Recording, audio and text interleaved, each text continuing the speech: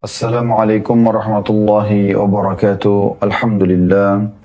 Selalu saja kita memuji Allah Subhanahu wa taala sebagai orang muslim dengan penuh keyakinan bahwasanya alhamdulillah adalah kalimat penghubung antara kita dengan Allah Subhanahu wa taala, dan kita terhitung sebagai orang yang bersyukur kepadanya atas segala nikmat yang dilimpahkan kepada kita. Dan akhirnya segala kebutuhan tentu dengan kalimat alhamdulillah ini akan dipenuhi oleh Allah Subhanahu wa taala, sebagaimana sudah sangat jelas dalam firman-Nya, A'udzu billahi minasyaitonir rajim, la in syakartum la azidannakum wa la in kafartum inna 'adzabi lasyadid. Kalau kalian bersyukur aku akan tambahkan nikmat itu, ya. Dan kalau kalian kufur sungguhnya siksaku sangat pedih. Juga selanjutnya kita panjatkan salam hormat kita kepada manusia terbaik yang telah Allah Subhanahu wa taala sendiri mengucapkan salam hormat kepadanya bersama para malaikatnya, dan juga memerintahkan setiap orang beriman untuk mengucapkan salam hormat kepadanya serta dibalas satu kali salam hormat ini dengan 10 rahmat. Ya, oleh karena itu sangat wajar kalau kita selalu mengucapkan salawat dan taslim kepada Nabi besar Muhammad sallallahu alaihi wa ala alihi wa sahbihi wasallam. Selamat bergabung teman-teman dari Al-Azhar di medsos kami, juga bergabung di Zoom yang sudah disiapkan tentunya. Semoga insya Allah Allah mengikhlaskan niat kita. Begitu juga teman-teman yang sudah rutin mengikuti di medsos. Semoga Allah SWT ikhlaskan niat kita semua untuk menghadiri majelis ilmu. Tidak perlu melihat siapa yang menyampaikan, tapi apa yang disampaikan. Bila qala Allah berfirman, dan juga qala Rasulullah sallallahu alaihi wasallam, Rasulullah SAW bersabda, maka kita menerimanya. Kesempatan ini insyaallah kita akan membahas tentang masalah jalan menuju ke surga melalui rumah tangga. Dan setiap orang beriman, kalau ditanya tentunya, apakah Anda mau ke surga? Jawabannya iya, walaupun surga belum pernah dilihat oleh dia. Kenapa? Karena memang surga itu Allah jadikan sebagai balasan bagi orang-orang yang beriman, dan digambarkan di dalam Al-Quran dan Sunnah sebuah tempat yang penuh dengan kebahagiaan, penuh dengan ketentraman, penuh dengan kenikmatan. Allah Subhanahu wa taala mengingatkan dalam banyak firman-Nya, seperti misalnya dalam surah Al-A'la, A'udzu billahi minasyaitonir rajim, walal akhiratu khairul laka minal ula. Dan sesungguhnya kehidupan di akhirat nanti, maksudnya surga, lebih baik daripada kehidupan duniamu ini. Dalam ayat lain, walal akhiratu khairu wa abqa. Kehidupan akhirat jauh lebih baik dan lebih kekal. Juga sabda Nabi SAW, perumpamaan dunia ini, kehidupan dunia ini dibandingkan kehidupan akhirat yang Allah siapkan di surga sana, hanya seperti telunjuk seseorang di antara kalian yang dicelupkan ke dalam lautan kemudian diangkat. Lihatlah apa yang tersisa di jari telunjuknya dari air itu. Nah, itulah dunia ini, dan laut yang luas adalah akhirat. Berarti memang sesuatu yang luar biasa gitu, ya. Sesuatu yang besar yang Allah janjikan di sana. Dan kita memang diciptakan oleh Allah Subhanahu wa taala sebenarnya menjadi ahli surga, teman-teman sekalian. Tidak ada orang muslim yang tidak tahu, kecuali memang betul-betul jauh dari agama, tentang bagaimana Nabi Adam AS, manusia pertama yang Allah ciptakan dari tanah. Begitu juga dengan istrinya Hawa AS, Allah masukkan ke dalam surga. Kemudian Allah turunkan di muka bumi untuk menjalankan tugas sebagai khalifah di muka bumi, dan akan kembali ke surga. Kita semuanya akan dikembalikan ke sana. Tapi kembali ke sana itu harus diikuti dengan ketaatan kepada Allah Subhanahu wa taala selama di dunia. Allah telah tentukan umur seseorang di antara kita untuk kita gunakan maksimal dalam ibadah. Dan Allah terapkan atau tetapkan dalam Al-Quran surah Az-Zariyat, surah nomor 51 ayat 56 tentang tujuan hidup kita. Keberadaan kita di muka bumi ini, kalau kita tanyakan untuk apa saya ada di sini, maka jawabannya ini. A'udzu billahi minasyaitonir rajim, wa ma khalaqtul jinna wal insa illa liya'budun. Aku tidak ciptakan jin dan manusia kecuali untuk beribadah kepadaku. Jadi tujuan memang untuk sholat, untuk puasa, untuk ibadah-ibadah yang memang akhirnya akan membawa kita ke dalam surga, gitu kan? Dan menjauhi semua apa yang Allah larang, karena orang-orang yang melanggar akan Allah hukum dengan neraka. Di dalam sebuah hadis yang sahih, Allah SWT berfirman kepada surga, kau adalah rahmatku yang aku berikan balasan kepada hamba-hamba yang patuh.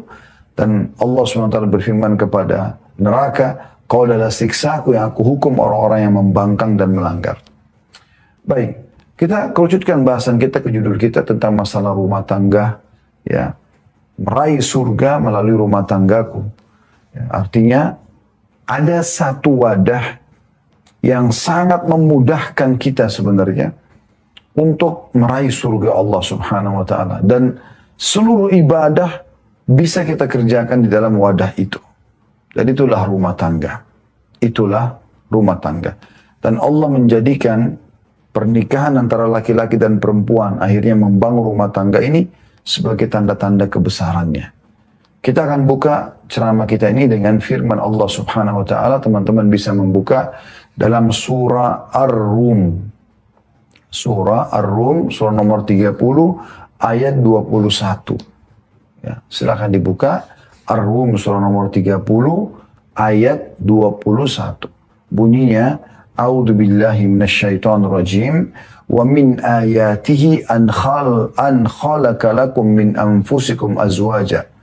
An khalaqa lakum min anfusikum azwajan litaskunu ilaiha wa ja'ala bainakum mawaddatan wa rahmah inna fi dzalika laayatin liqaumin yatafakkarun.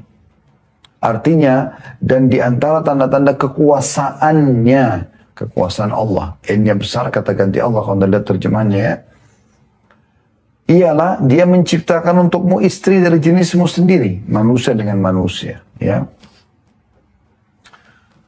supaya kamu cenderung dan merasa tentram kepadanya. Artinya ada rasa suka, kemudian akhirnya terjadi interaksi biologis, ya. Dan dengan terjadi interaksi biologis maka ada kehamilan dan ada populasi manusia yang merupakan sebuah sistem yang Allah sudah buat, harus ada populasi manusia, gitu. Dan dijadikan di antara kamu rasa kasih dan sayang. Kapan kita bisa dapatkan ini? Kalau menjalankan rumah tangga sesuai dengan apa yang Allah ajarkan. Ya.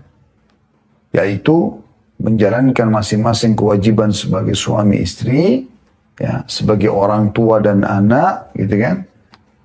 Kemudian setelah itu, ya, yang tentunya Allah bebankan. Kemudian setelah itu, bagaimana seseorang kalau sedang menghadapi permasalahan dari karakter pasangan, dari kekurangan-kekurangan, maka yang salah minta maaf, yang benar memaafkan. Maka rumah tangga itu akan penuh dengan kasih dan sayang. Sesungguhnya pada demikian itu, kata Allah, di pernikahan sebagai terbentuk rumah tangga itu terdapat tanda-tanda kebesaran Allah bagi kaum yang berfikir. Bagi kaum yang berfikir.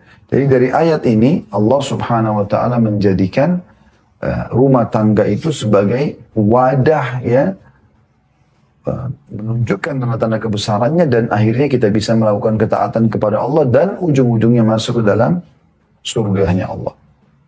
Baik teman-teman sekalian, kita coba dalam pembukaan juga ini kita renungi beberapa hal, ya. Yang pertama, rumah tangga itu memang sebuah wadah, ya, sekaligus kegiatan yang sangat bernilai yang mendatangkan semua jenis kesuksesan dan kebahagiaan. Begini maksudnya. Kalau seandainya ada orang tampan sekali, cantik sekali, laki-laki dan perempuannya, masing-masing punya kelebihan paras wajah, poster tubuh, segala macam. Ada juga orang yang sukses secara ekonomi, kaya raya sekali. Ada juga orang yang sukses di jenjang akademik sampai S2, S3, ya. Ada juga mungkin orang sukses misalnya di jabatan, ya. Dia punya jabatan yang tinggi di pemerintahan misalnya. Semua itu teman-teman sekalian bisa langsung jatuh nilainya dan dianggap kesuksesan dia semu di mata masyarakat saat ada pertanyaan yang muncul, sudah menikah atau belum? Kalau dia bilang belum, jawaban belum saja, sudah cukup di mata masyarakat atau di mata manusia secara umum, berarti orang ini masih punya kekurangan. Ya. Padahal dia sangat tampan, sangat cantik. Ya. Bahkan mungkin muncul pertanyaan dari orang-orang, kenapa ya? Ada kekurangan apa nih? Nah, ada sesuatu yang tersembunyi nih. Bisa muncul berbagai macam persepsi negatif. Walaupun dia sudah sampai jenjang tertinggi atau akademiknya. Walaupun sampai jenjang tertinggi, level tertinggi di perusahaan yang dia bekerja atau di pemerintahan, dari jabatannya. Ya. Walaupun dia sudah melimpah ruah hartanya. Saya subhanallah secara pribadi juga beberapa kali ketemu dengan orang kaya raya secara ekonomi. Tapi saya tidak sengaja nanya misalnya, Masya Allah ada berapa anaknya? Oh, saya belum menikah Ustaz. Muncul tiba-tiba dalam pikiran saya, belum menikah. Ada apa sebenarnya? Apa masalahnya? Ya. Dari sisi lain, kalau seandainya ada orang yang mungkin biasa saja teman-teman sekalian paras wajahnya. Ya kalau kita ngomong pas-pasan mungkinnya, tidak tampan, kalau laki-laki tidak cantik. Mungkin jenjang pendidikannya tidak tinggi. Mungkin jabatannya tidak ada. Ya. Mungkin tidak ada hartanya.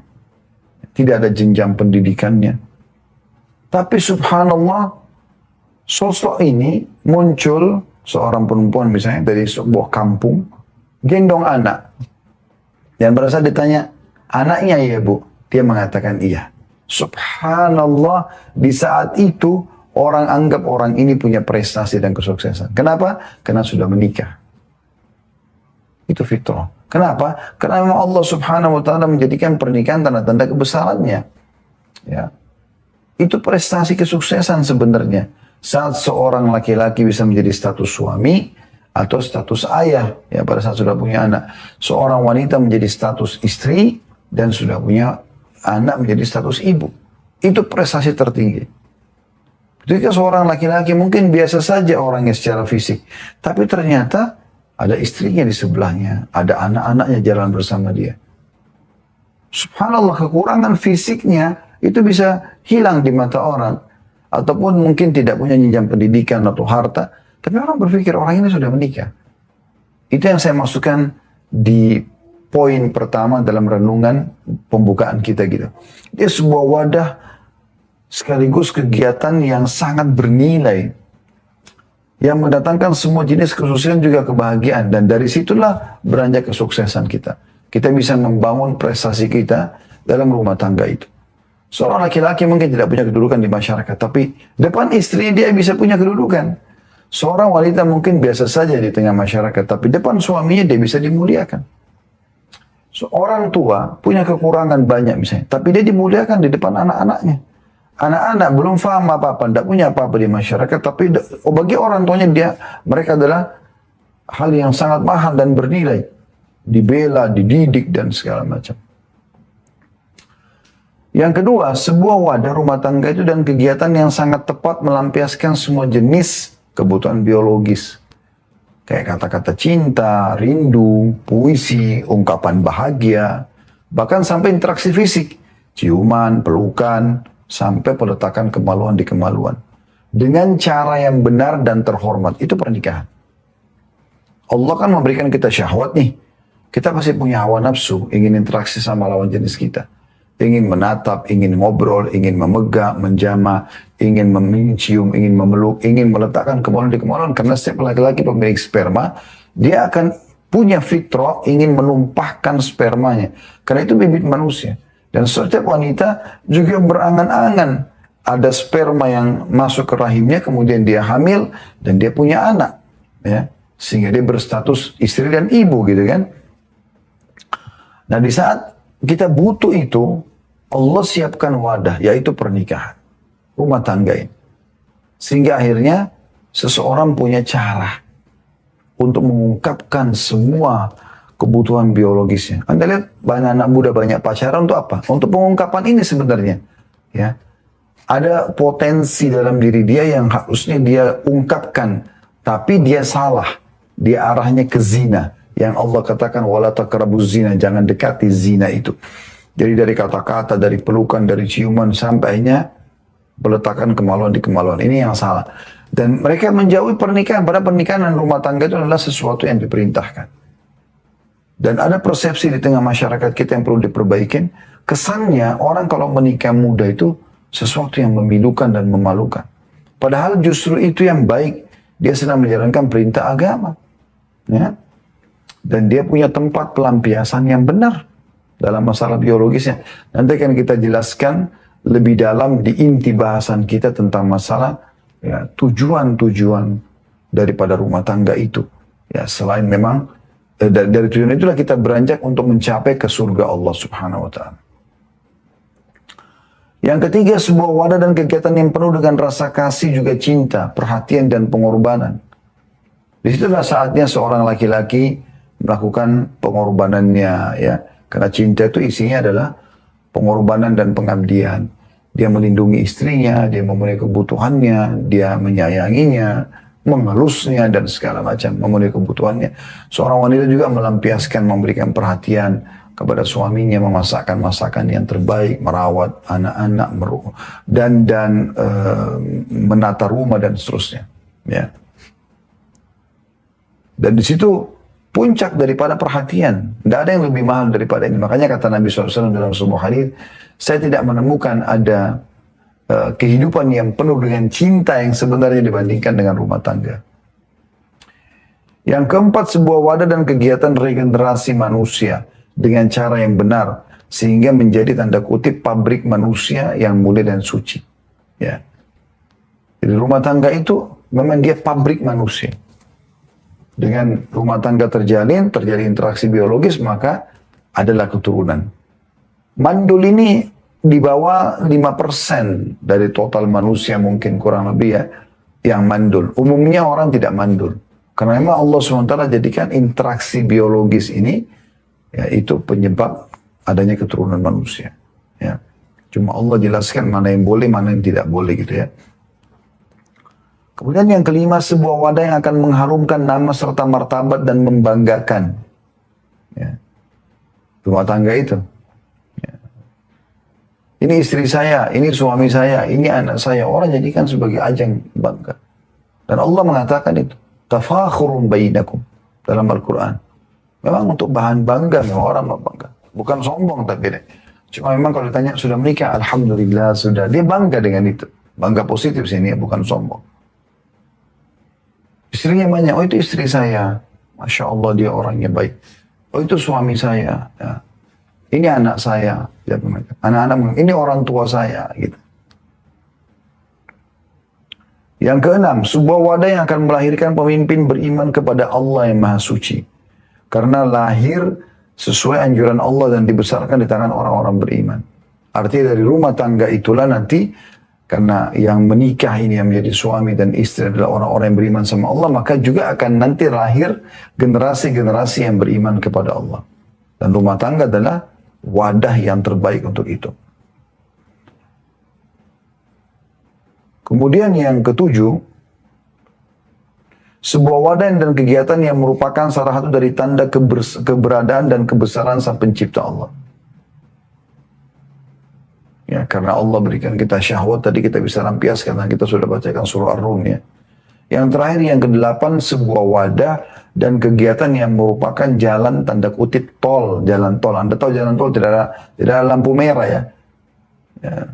Dia bisa langsung dinamakan jalan tol karena dia langsung bisa mempercepat jalur kita ke tujuan ya. Yang akan membawa ke surga, tempat kebanggaan dan tujuan utama serta terakhir semua orang beriman.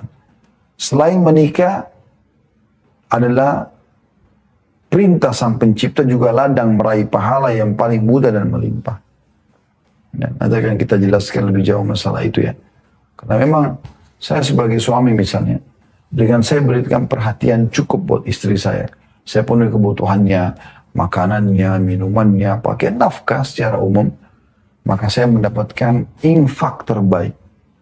Karena kata Nabi SAW dalam sebuah hadis, dinar yang kau keluarkan untuk fakir miskin, dinar yang kau keluarkan untuk jihad, dinar yang kau berikan untuk pembebasan budak, dan dinar yang kau keluarkan untuk keluargamu jauh lebih besar pahalanya.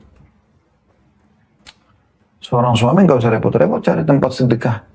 Walaupun dia dianjurkan sedekah di tempat lain, tentunya ke masjid, rumah anak yatim dan seterusnya. Tapi depan mata dia kalau sudah berumah tangga, istrinya dan anaknya adalah ajang pahala terbesar. Ya. Kemudian juga seorang istri sama. Bagaimana dia melayani suaminya. Satu orang ini saja. Dia maksimalkan melayani, dia bertutur kata yang santun. Karena Allah subhanahu wa ta'ala.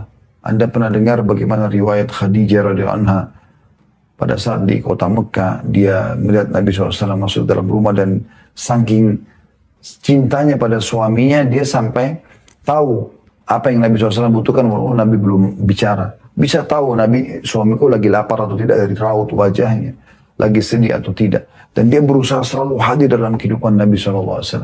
Sehingga pada itu Jibril datang secara khusus menyampaikan, hai Muhammad, ini Khadijah sebentar lagi akan datang membawakan makanan kesukaanmu. Ya.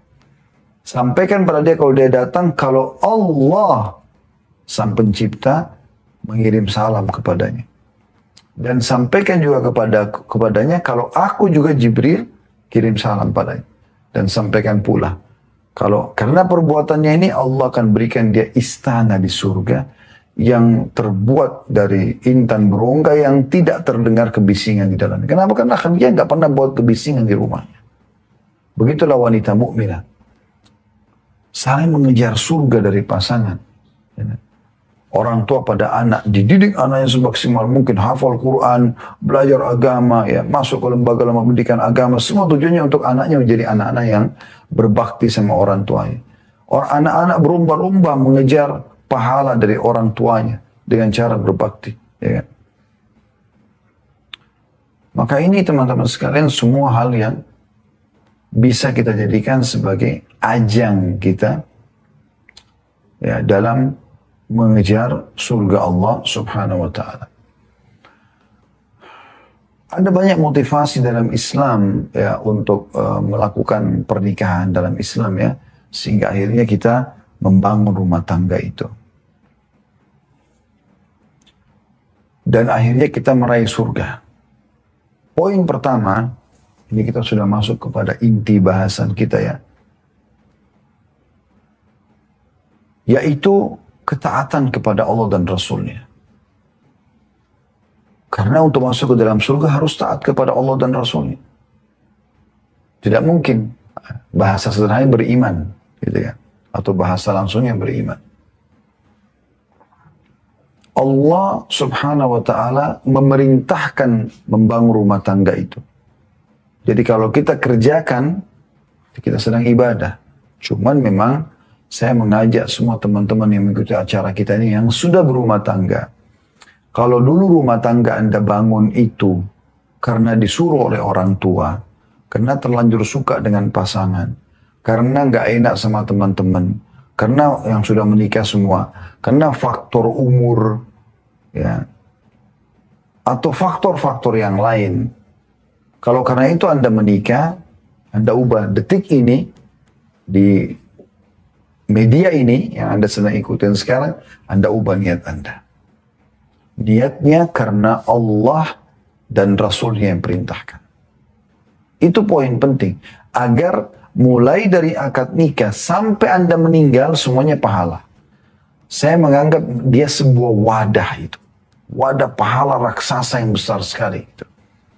Rasulnya begini, kalau seandainya teman-teman berpuasa Ramadan, atau mungkin hari ini ada yang puasa Senin misalnya. Kalau Anda niat puasa dari sahur sampai nanti azan maghrib insya Allah, ya, semoga Allah mudahkan kita berbuka puasa dengan yang halal dan juga Allah terima sebagai pahala yang sempurna ya. Maka jeda waktu ini dari subuh sampai maghrib, Anda berada di sebuah wadah, bahtera kalau saya bahasakan, kapal yang penuh dengan pahala. Apapun aktivitas Anda lagi tidur, Anda lagi ngobrol, Anda hadir majelis ilmu seperti ini, itu ada pahalanya sendiri. Kalau Anda majelis ilmu, kalau Anda tidur, lihat menguatkan tubuh juga ada pahalanya sendiri. Atau Anda cari rezeki yang halal juga ada pahalanya sendiri. Tapi umumnya Anda sedang berada di sebuah wadah namanya puasa. Walaupun Anda duduk saja, tidak beraktivitas yang umumnya seperti tadi kami sampaikan, maka tetap dicatat pahala. Ada pahala Puasa itu karena Anda sedang menunggu. Setiap detiknya ada pahala yang di sisi Allah SWT. Bisa ditangkap pesannya. Nah, begitu juga dengan rumah tangga. Dari mulai akad nikah sampai Anda meninggal dunia, ini akan menjadi sebuah bahtera pahala. Wadah pahala yang sangat besar. Tapi niatnya karena Allah dan Rasulnya. Dasarnya adalah firman Allah SWT dalam surah An-Nisa. Surah nomor 4 ayat 3. A'udzu billahi minasyaitonir rajim wa in khiftum alla tuqsitu fil yatama fankihu ma taba lakum minan nisa'i mathna wa thulatha wa ruba' fa in khiftum alla ta'dilu fa wahidatan aw ma malakat aymanukum dzalika adna alla ta'ulu. Al-ayat artinya, jika kamu khawatir tidak mampu berlaku adil terhadap hak-hak perempuan yatim bila mana kamu menikahinya, maka nikahilah perempuan lain selain yatim yang kamu senangi 2, 3, atau 4. Ini kan masalah poligami, tapi ada perintah untuk menikah. Ya, nikahilah kata Allah. Akan tetapi jika kamu khawatir tidak akan mampu berlaku adil, nikahilah seorang saja atau hamba sahaya perempuan yang kamu miliki. Yang demikian itu lebih dekat untuk tidak berbuat zalim. Tapi saksi bahasan kita adalah nikahilah perempuan. Disuruh menikah. Demikian pula dalam surah An-Nur. Anda bisa lihat ini landasan hukumnya ya. Surah An-Nur surah nomor 24 ayat 32. Yang bunyinya a'udzubillahi minasyaitonirrajim. Wa ankihul ayama minkum was-salihina min ibadikum wa imaikum in yakunu fuqara yughnihimullahu min fadlih wallahu wasi'un alim. Yang artinya, nikahkanlah orang-orang yang masih membujang di antara kamu. Yang belum orang tua yang punya anak gadis, anak bujang, nikahkan. Ya. Atau ada yang melamar anak-anak kita, terima, nikahkan. Nikahkan mereka. Nikahkanlah orang-orang yang masih membujang atau menyendiri di antara kamu, dan juga orang-orang yang layak menikah dari hamba-hamba sahayamu. Hamba sahaya ini budak yang bisa diperjualbelikan. Nikahkan mereka. Walaupun kita butuh tenaganya untuk bekerja bersama kita. Tidak disamakan hamba saya dengan pegawai, tapi pegawai juga sama. Ada yang masih bujang, motivasi mereka untuk menikah. Kalau perlu pemimpin perusahaan membiayai pernikahan mereka. Cari pahala di situ. Baik laki-laki maupun perempuan, kata Allah. Tidak ada bedanya. Yang masih membujang sama. Jadi bujang sama gadis, kita Indonesia istilahnya. Sama semuanya. Nikahkan mereka. Jika mereka miskin, kan banyak orang, kenapa belum nikah? Saya masih belum punya kemampuan. Allah sudah bilang 1400 tahun yang lalu. Jika mereka miskin, Allah akan memberi kemampuan, kekayaan kepada mereka. Dengan karunia-Nya rezeki dari Allah. Allah maha luas pemberiannya dan maha mengetahui. Tapi ingat, nikahnya karena Allah dan Rasulnya. Ini penting. Juga selain dua ayat ini, kembali kepada hadis Nabi SAW yang disebutkan oleh Al-Baihaqi di jilid 7 halaman 78 dan disahihkan oleh Syekh Albani di nomor 1782. Sabda Nabi SAW, kalau Nabi terjemahannya, nikah adalah bagian dari sunnahku, barang siapa menolak sunnahku maka bukan dari golonganku. Membangun rumah tangga itu adalah sunnahku. Ya. Maka siapa yang menolak sunnahku, nggak mau nikah-nikah, nggak mau bangun rumah tangga, maka bukan dari golonganku, bukan dari kaum muslimin. Menikahlah karena sungguhnya aku akan membangga-banggakan jumlah kalian kepada umat lain pada hari kiamat. Dan jangan kalian seperti pendeta Nasrani. Kenapa? Karena di agama Nasrani, kalau makin dekat dengan Allah istilah bagi mereka ya. Jadi pendeta atau jadi pastor, mereka tidak perlu menikah. Ini keliru. Justru makin dekat dengan agama, makin harus pastikan dia menikah. Ya. Juga sabda Nabi SAW di dalam hadis Bukhari nomor 5066, Muslim 1402, Tirmidzi 1087. Kata Nabi SAW, saya langsung terjemahnya saja, wahai sekalian anak muda. Ya. Barang siapa yang di antara kalian mampu, sudah mampu, sebaiknya ia menikah. Segera menikah. Karena menikah akan lebih menjaga pandangan dari yang haram, juga menjaga kesucian kemaluannya. Dan siapa yang belum mampu sama sekali, betul-betul tidak mampu, maka dia harusnya berpuasa karena itu akan menjadi tameng baginya. Pensyarah kitab Tuhfatul Ahwadhi ya, syarah Tirmidzi berkata, Ibnu Taimiyah berkata, al-ba'u, dalam hadis ini kan, tadi saya langsung terjemahkan, tapi bahasa Arabnya begini, ya ma'syara syabab man istata' minkumul ba'ah. Wahai sekalian anak muda, siapa yang sudah ba'ah? Tadi terjemahannya adalah mampu. Apa sih mampu itu? Kata beliau asalnya adalah dari bahasa arba, berarti biologis. Yang diambil dari kata al-maba'a yang juga berarti tempat tinggal. Jadi di sini kemampuan teman-teman bukan finansial. Bukan sudah punya ijazah S1 atau S2. Ya. Bukan karena sudah kaya dan sudah bertitel atau punya jabatan. Tapi mampu biologis. Si laki-laki sudah siap menuangkan spermanya. Si perempuan siap menerima sperma sehingga hamil dan jadi ibu nantinya. Si laki-laki juga ini akan jadi ayah. Maka diistilahkan dengan ba'ah. Imam Nawawi rahimahullah berkata, ulama berbeda pendapat tentang masalah ba' atau mampu. Dalam hadis menjadi dua pendapat. Yang kembali kepada satu makna. Dan yang paling benar secara bahasa adalah berjima, mampu berjima. Bukan mampu finansial. Bukan juga mampu, ya, titel karena sudah punya pendidikan, punya jabatan. Maka makna hadis, barang siapa yang sudah mampu jima atau melakukan hubungan biologis maka menikahlah, ya. Maka menikahlah. Dan barang siapa yang belum mampu, maka tidak ada kewajiban bagi dia, ya, untuk menikah selama dia, ya, menjaga pelampiasan pada yang haram. Para ulama lain juga berkata, adapun orang yang tidak mampu melakukan jima atau biologis, maka ia tidaklah butuh berpuasa untuk mengontrol syahwatnya. Kalau betul-betul orang lemah syahwat sekali, gitu kan. Maka dia pun tidak butuh menikah, dia tidak butuh juga puasa, ya. Maka dari sini bisa bermakna kemampuan menjalankan kewajiban, ya. Diambil dari kitab Tuhfatul Ahfadhi, jilid 4, halaman 168-169.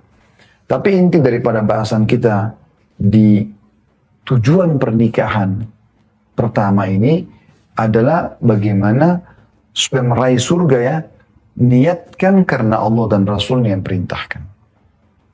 Juga ada hadis, ya, Nabi SAW yang menunjukkan pernikahan itu memang bukan cuma sekedar perintah Allah dan Rasulnya, tapi memang sunnah yang dianjurkan oleh Allah SWT kepada setiap Nabi dan Rasul. Dan mereka memotivasi umatnya agar menutup pintu syaitan mengalihkan kepada perzinahan. Sebagaimana sabda Nabi SAW riwayat Tirmidzi nomor 1086 dengan sanad hasan sahih. Kata Nabi SAW, arba'un min sunanil mursalin. Ada 4 perkara termasuk sunnah para nabi-nabi dan rasul. Al-haya'u yang pertama. Punya rasa malu, melakukan perbuatan dosa kepada Allah. Malu mengambil haknya orang lain. Yang kedua, watta'attur, menggunakan wangi-wangian, menjaga kebersihan dan kerapian. Yang ketiga, wassiwak, membersihkan mulut dengan siwak. Dan yang keempat, wan nikah, dan nikah. Ya. Ini berarti memang bukan main-main, ini perintah agama. Ya, perintah agama. Kemudian tujuan yang kedua, teman-teman sekalian, adalah penyempurnaan agama. Jadi selain daripada memang dilakukan karena ketaatan kepada Allah dan Rasulnya, juga Anda perlu tahu, kalau Anda sudah menikah, tadi saya sempat sebutkan dalam pembukaan kita, dia wadah panen pahala, wadah kesuksesan, gitu kan. Kenapa? Karena Nabi SAW bersabda, orang yang sudah menikah itu dia telah menyempurnakan setengah agamanya. Sesuai dengan sabda beliau dalam hadis yang disebutkan oleh Syekh Al-Albani dalam silsilah hadis sahihah di nomor 626. Kata Nabi SAW, "Idza tazawwaja al-'abdu faqad istakmala nisfa ad-din falyattaqillaha fi ma baqi." Ya, jika seorang hamba telah menikah, maka ia telah menyempurnakan separuh agamanya. Separuh agama. Ya. Oleh karena itu, ia tinggal bertakwa kepada Allah, menjaga separuh yang tersisa saja. Loh, kok bisa menikah menjadi separuh agama? Karena memang mayoritas perusak kehidupan seseorang itu interaksi biologis dengan lawan jenis. Ya, ini yang paling banyak merusak, terjerumus pada perzinahan. Dan agama datang mengajarkan untuk menikah supaya pelampiasannya benar. Bangun rumah tangga itu, gitu. Jadi ini luar biasa. Berarti Anda sudah bisa menyempurnakan ya agama Anda. Setengahnya loh, ya. Ini bukan main-main. Ini. Berarti memang agama yang merupakan kendaraan kita untuk patuh kepada Allah, ujungnya surga, itu kita dapatkan setengahnya, sudah langsung ada setengahnya. Kalau 100% berarti 50%-nya di rumah tangga. Sisanya di luar rumah. Berarti kalau Anda tidak menikah, Anda harus mengejar semua 100% di luar rumah. Itu repot. Setengahnya sudah Anda aman di dalam rumah. Tinggal berbuat baik, interaksi yang baik antara suami istri, anak sama orang tua sama anak, selesai. Tambah lagi dengan kerabat, kalau mau dilebarkan di sekitar kita dari rumah tangga itu, maka secara otomatis sudah sangat cukup untuk mendapatkan pahala dan masuk ke dalam surga. Gitu. Kemudian yang ketiga, sebab masuk ke dalam surga sendiri. Karena selamat dari yang haram. Beranjak daripada sabda Nabi SAW riwayat Tirmidzi 24 nomor 2411, Al-Hakim jilid 4 nomornya atau halamannya 357, disahihkan oleh Syaribani dalam As-Sahihah nomor 1782. Ya. Itu berbunyi kata Nabi SAW, "Waqahu Allahu syarra tsnaini walijal jannah." Barang siapa yang dipelihara oleh Allah dari dua keburukan, ya, atau dari keburukan dua perkara, niscaya dia pasti masuk surga. Ma baina lihyai wa ma baina rijlai. Apa yang berada di antara dua pipinya, lisannya. Dia kontrol, dia tidak berbicara kecuali yang Allah ridhoi saja. Zikir, doa, baca Quran, ilmu, nasihat ya kepada orang itu kan. Maka dan juga yang berada di antara dua pahanya, kemaluannya, maka pasti dia masuk surga. Nah, di sini menjaga kemaluan bagaimana menikah, membangun rumah tangga, nggak bisa, nggak. Dan ini jelas sekali. Poin keempat yang menjadikan rumah tangga penyebab yang mengantar kita ke surga, yaitu adanya perkenalan dan perluasan hubungan. Karena makin banyak kita interaksi dengan orang, maka makin banyak kesempatan kita untuk menasihatin mereka atau mendukung perbuatan ma'rufnya atau kebaikannya. Dan kalau ada salah kita luruskan atau nahi mungkar. Allah subhanahu wa ta'ala menjelaskan dalam surah Al-Hujurat, surah nomor 49 ayat 13. Dalam poin ini, A'udzu billahi minasyaitonir rajim, Al-Hujurat, surah nomor 49 ayat 13. Ya ayuhan nasu inna khalaqnakum min dzakarin wa untha wa ja'alnakum syu'uban wa qawaila lita'arafu inna akramakum 'indallahi atqakum innallaha 'alimun khabir. Yang artinya, hai manusia, sungguhnya kami menciptakan kamu dari laki-laki dan perempuan dan menjadikan kamu berbangsa-bangsa dan bersuku-suku supaya kamu saling kenal mengenal dengan cara pernikahan di sini ya. Salah satunya dengan pernikahan. Sesungguhnya orang yang paling mulia di sisi Allah atau orang yang paling mulia di antara kamu di sisi Allah ialah orang yang paling bertakwa, yang paling patuh kepada Allah dalam interaksi bermasyarakat itu. Sungguhnya Allah Maha mengetahui lagi Maha mengenal. Ya. Dan Anda juga perlu tahu ya, pada saat Anda berumah tangga, teman-teman sekalian, kita bukan hanya sama pasangan kita. Ya, ada sebagian orang pada saat berumah tangga, dia menjadi suami atau menjadi istri, dia merasa eksklusif. Dia nggak mau interaksi dengan keluarga pasangannya, gitu kan. Dia nggak mau tahu tentang masalah mertuanya, masalah iparnya. Kecuali memang ada masalah pelanggaran agama yang terjadi dari mereka, gitu. Tapi kalau tidak, Anda harus tahu, tidak mungkin Anda hapus status orang tua pasangan Anda dari pasangan Anda. Walaupun mertuanya cerewet misalnya, mertuanya melakukan perbuatan-perbuatan yang kurang baik, itu tetap orang tua pasangannya. Gak mungkin bisa dihapus. Itu resiko Anda menikah sama anaknya gitu kan. Kemudian yang kelima, teman-teman sekalian, adalah kita bisa mendapatkan ketentraman jiwa. Tentram nanti hanya dalam beribadah gitu. Tentram dalam melakukan ibadah, ya. Karena kebutuhan dasar biologi sudah terpenuhi. Yang tadi dikatakan melengkapi setengah agama, ya. Dan bisa memastikan masuk ke dalam surga karena interaksi biologis yang halal. Otomatis kita akan tinggalkan insya Allah perbuatan yang haram, ya. Dan juga Allah berikan kita di situ ketentraman jiwa ini. Selain masalah pelampiasan biologis, kita juga kalau tentram di rumah, penataan rumah istri bersih, rapi, wangi. Suami juga pada saat mau sholat nyaman, ya. Dia pun kalau mau sholat nyaman. Suami coba memberikan tempat tinggal yang terbaik buat istrinya, pakaian yang terbaik, mukena yang terbaik. Maka tentram kan dalam beribadah, ya. Allah menggambarkan itu dalam surah Ar-Rum, surah nomor 30-21 tadi sudah kita bacakan, tapi saya ulangi lagi. A'udzu billahi minasyaitonir rajim wa min ayatihi an khalaqalakum min anfusikum azwajan litaskunu ilaiha wa ja'ala bainakum mawaddatan wa rahmah inna fi dzalika laayatin liqaumin yatafakkarun.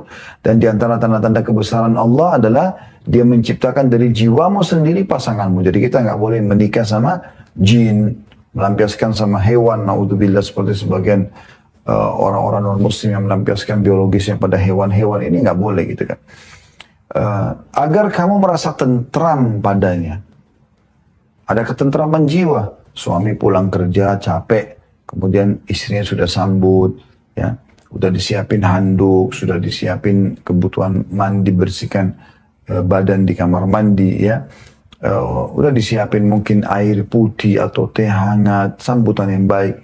Maka Masya Allah ada sebagian ikhwah yang Allah karunia mereka istri yang luar biasa. Suaminya pulang, begitu datang udah dibukain kaos kakinya, dibantu, ya. Dia karena ingin mengejar surga, suami juga membiarkan, bukan karena menghina istrinya, tapi karena memberikan kesempatan. Lalu kemudian direndam kaki di air hangat dulu, ya. Setelah itu kemudian baru ditawarkan mau makan atau tidak, dipandu, mungkin cuci tangan atau apa, ya, ditemanin. Kemudian mungkin ditawarin kalau mau makan dulu makan, kalau mau langsung bersih-bersih bisa, ya. Kemudian setelah itu keluar dari kamar mandi, ya, dia sudah temukan ranjang yang bersih, kamar yang wangi, istrinya yang sudah dandan siap kalau mau interaksi biologis. Bagaimana orang tidak rasakan ketentraman ini teman-teman sekalian, ya? Seorang istri pun dia merasa kejenuhan dia dari pagi nunggu suaminya pergi kerja. Begitu menjelang pulang, dia merasa ada pangeran yang dia tunggu. Maka dia dandan dengan bersih, dengan rapi. Dan itu bagian daripada hal yang dibolehkan. Bukan hanya sekedar dan tidak menggunakan busana pun boleh depan suami misalnya. Lalu terjadilah interaksi yang sangat indah, biologis yang halal. Yang kata Nabi SAW, di kemaluan kalian ada pahala. Pada saat sebagian sahabat miskin datang mengatakan, ya Rasulullah, sahabat-sahabat kami yang kaya mendahului kami pahala. Karena apa yang kami lakukan, mereka lakukan. Mereka sholat, kami sholat, mereka sholat, kami puasa, mereka puasa. Tapi mereka punya kelebihan. Karena mereka punya harta yang mereka infakkan, ya, kepada kami. Kami nggak punya itu. Kata Nabi SAW, Allah sudah jadikan pahala-pahala kalian banyak. Di setiap tasbih ada pahala, sedekah. Di setiap tahlil la ilallah ada sedekah. Di setiap takbir Allah Akbar ada sedekah. Di setiap tasbih subhanallah ada sedekah. Ya, amir ma'ruf ada sedekah, nahi mungkar ada sedekah. Ya. Bahkan di kemaluan kalian ada sedekah. Maka para sahabat faham. Lalu mereka mengatakan, ya Rasulullah, ayati ahaduna ahlahu walahu fihi ajr. Apakah seseorang di antara kami menggauli istrinya mendapatkan kenikmatan biologis, ada ketentraman jiwa, juga dapat pahala? Kata Nabi SAW, ara'aitum law wada'tum fil haram alakumul wizr. Tidakkah kalian lihat kalau kalian letakkan pada yang haram berzina kalian dapat dosa? Kadzalika fil halal. Begitu juga dengan pada yang halal. Ada ketentraman jiwa. Nah, dengan tentramnya ini, kemaluan terpenuhi kebutuhannya.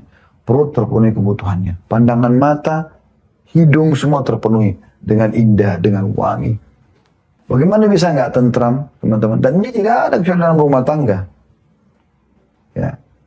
Kalau orang berzina segala macam nggak bisa.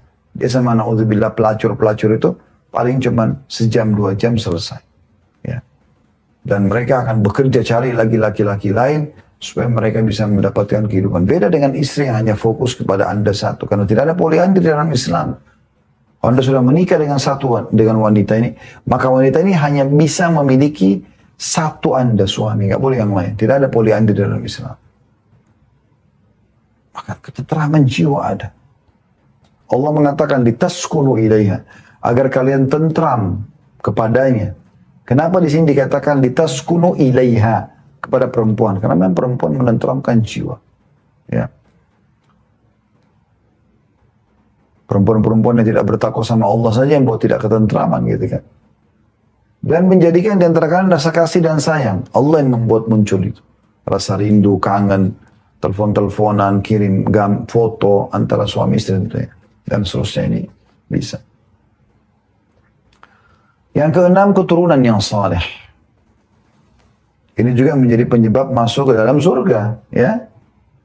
Karena anak-anak yang saleh yang mendoakan kita kebaikan, bahkan semua perbuatan baik anak, walaupun orang tuanya tidak mengajarkan, misal ayah ibunya orang yang jauh dari agama, tapi mereka sekolahkan anaknya di sekolah Islam, sehingga anaknya jadi patuh kepada Allah, sholat, puasa, tutup aurat, cari pendapatan halal dan segala macam.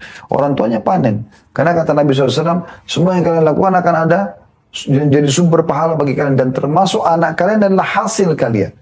Apalagi kalau orang tuanya sangat peduli, memang memperhatikan setiap suapan makan dan setiap tegukan air yang masuk dalam tubuh anaknya harus yang halal.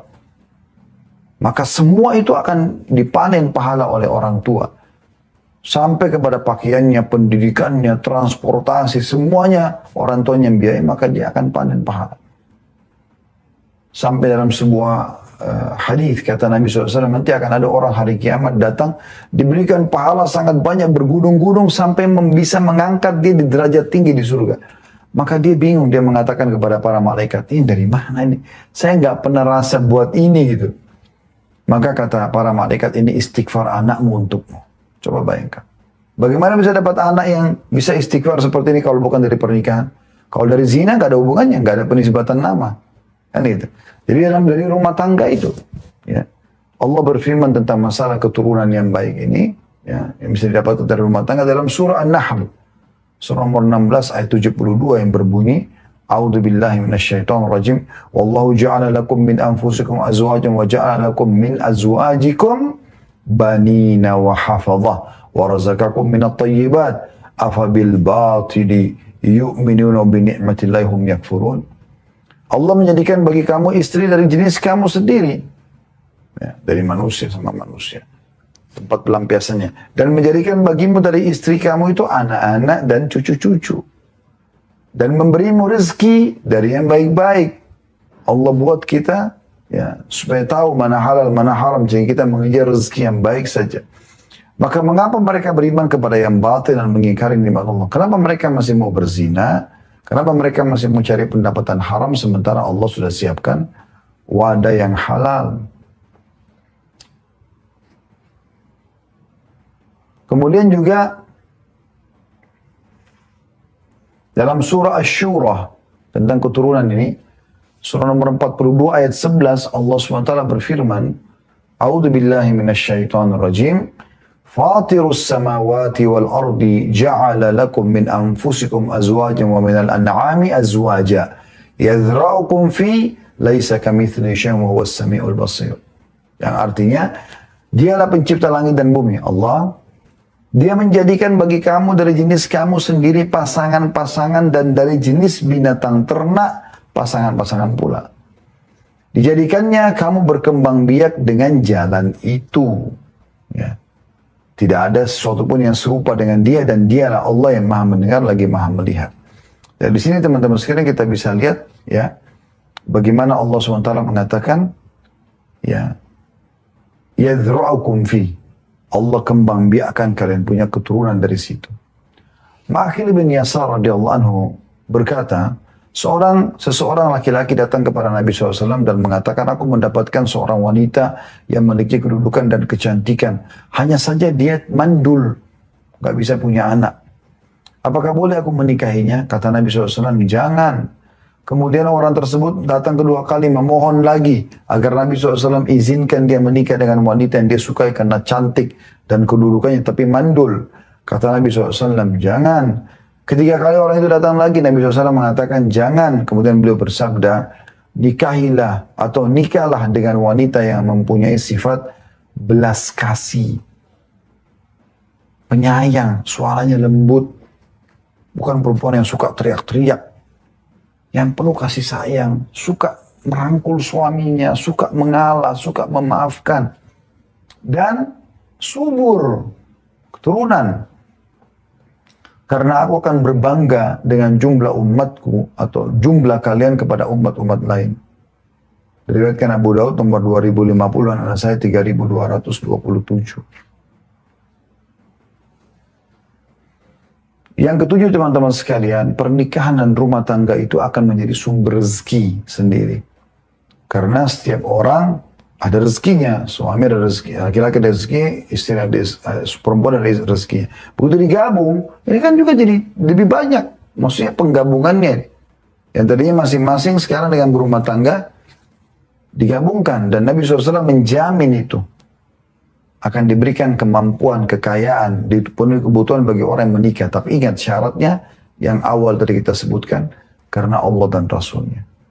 Perhatikan sabda Nabi SAW dalam hadis riwayat Tirmidzi nomor 1352 dan juga diriwayatkan oleh Ibnu Majah 1512 dan dihasankan oleh Syekh Albani dalam Al-Mishkah nomor 3089. Kata Nabi SAW, "Thalathatun haqqun 'ala Allahi a'unuhum."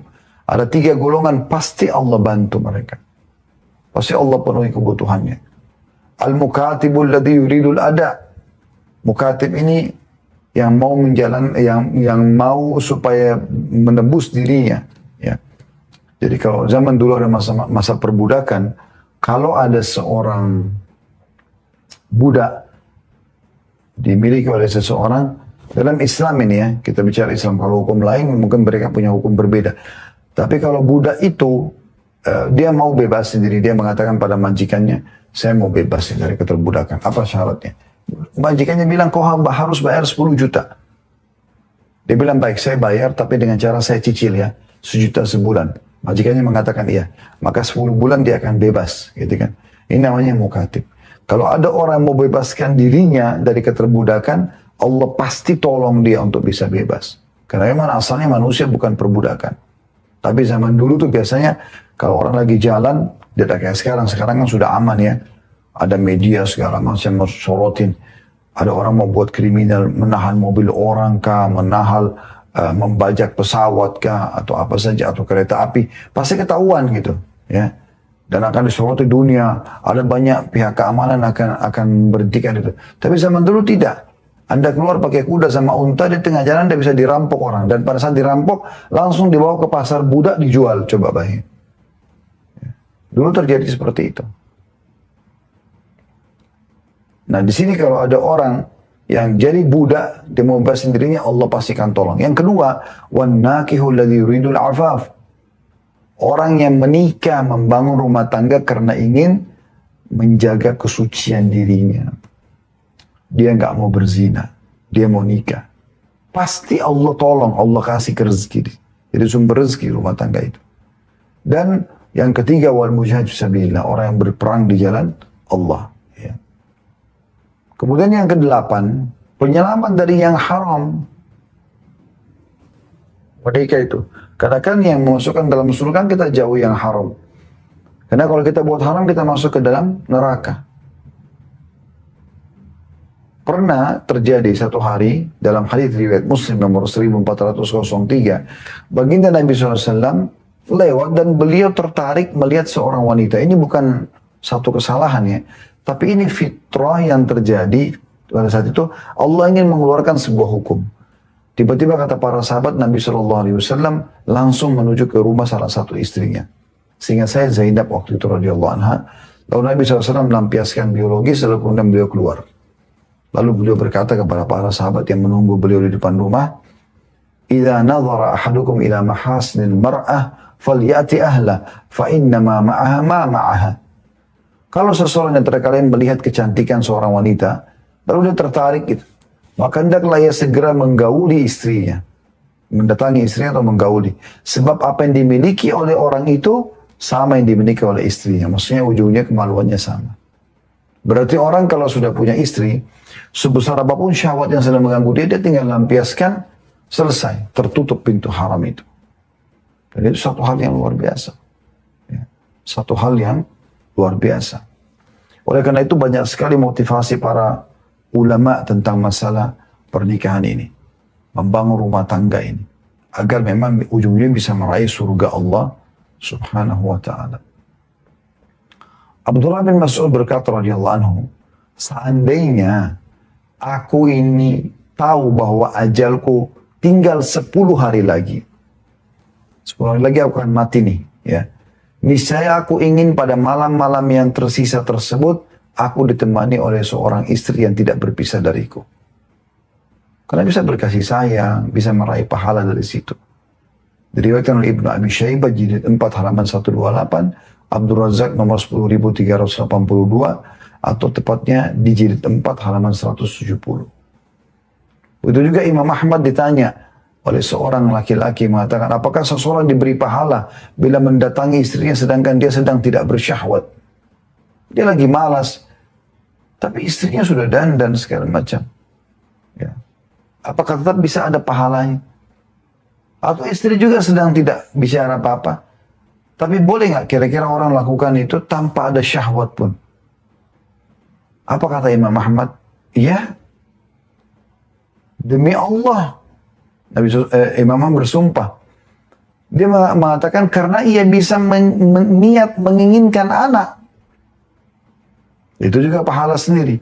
Atau ia bisa mengatakan ini adalah wanita muda. Mengapa aku tidak memberinya pahala? Dia tidak butuh, istrinya mungkin butuh.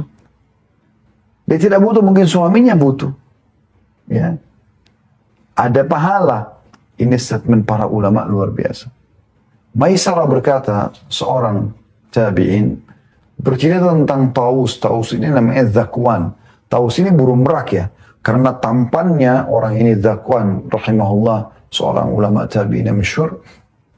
Sampai kalau dia pakai baju bersih, dia selalu wangi, penampilannya rapi, berilmu, saking kaya, berkumpul banyak hal pada dia, maka dipanggil Taus.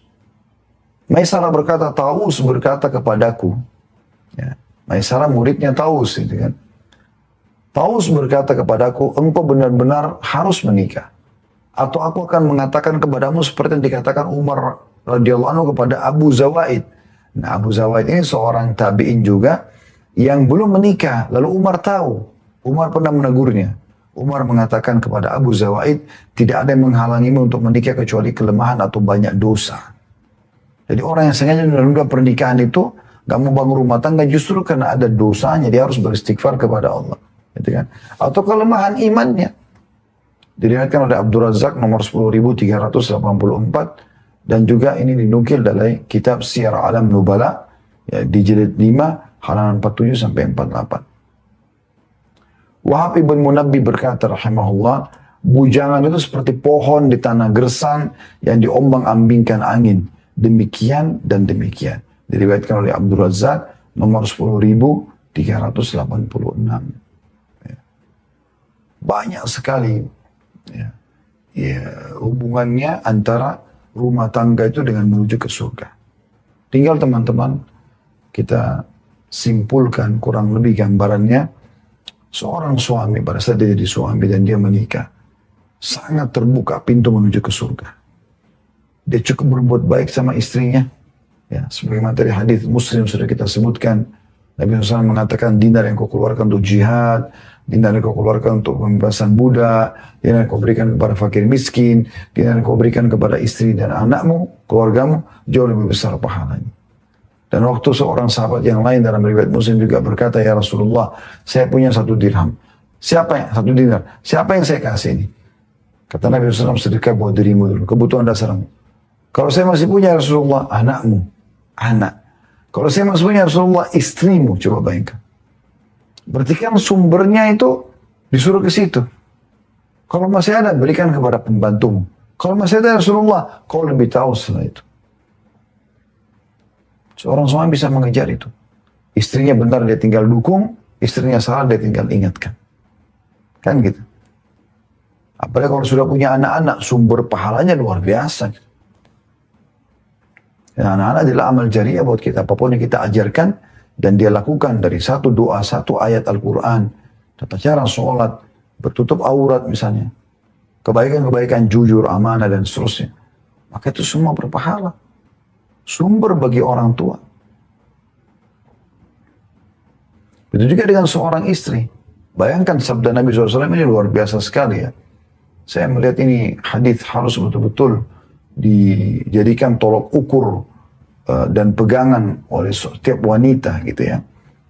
Ya, kata Nabi SAW, perempuan manapun ya, yang menjaga 5 waktu sholatnya, kemudian